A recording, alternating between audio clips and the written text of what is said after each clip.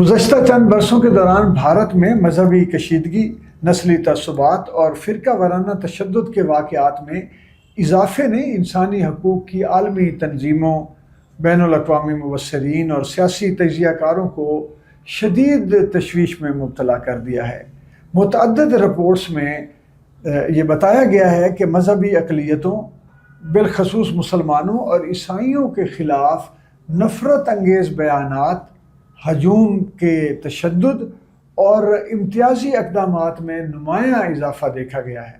بین الاقوامی انسانی حقوق کی تنظیم ہیومن رائٹس واچ کے مطابق بھارت میں بعض شدت پسند ہندو گروہوں کی جانب سے مسلمانوں اور دیگر اقلیتوں کے خلاف اشتعال انگیز مہمات چلائی گئی ہیں، جبکہ بعض مواقع پر حکومتی اداروں کی خاموشی یا کمزور رد عمل پر بھی سوالات اٹھائے گئے ہیں۔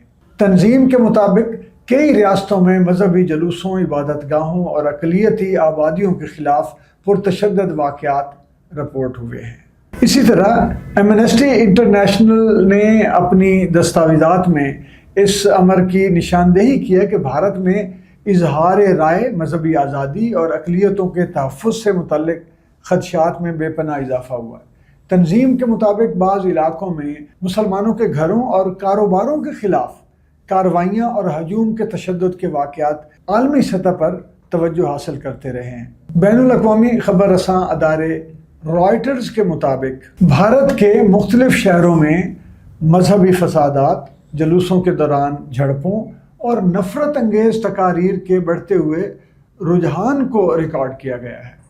رائٹرز کی ایک رپورٹ میں بتایا گیا ہے کہ بعض ریاستوں میں مذہبی تقریبات کے دوران تشدد کے واقعات کے بعد کرفیو، انٹرنیٹ بندش اور بھاری سیکیورٹی تعینات کرنا پڑی۔ ادھر امریکی کمیشن برائے بین الاقوامی مذہبی آزادی USCIRF نے اپنی سالانہ رپورٹس میں بھارت میں مذہبی آزادی کی صورتحال پر تشویش ظاہر کرتے ہوئے کہا ہے کہ اقلیتوں کے خلاف نفرت انگیز مہمات اور امتیازی قوانین نے بھارت کو سماجی تقسیم کے حوالے سے مزید نقصان پہنچایا ہے۔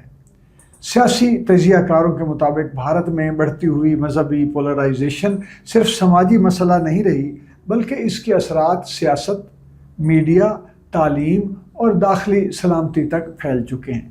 بعض ماہرین کا کہنا ہے کہ انتخابی سیاست میں مذہبی بیانیے کے بڑھتے ہوئے استعمال نے معاشرتی تناؤ کو مزید ہوا دی ہے۔ دوسری جانب بھارتی حکومت اور حکمران جماعت ان الزامات کو مسترد کرتے ہوئے موقف اختیار کرتی ہے کہ ملک میں قانون کی حکمرانی موجود ہے۔ فرت عباس شاہ، ریڈیو سنو FM 89.4 لاہور۔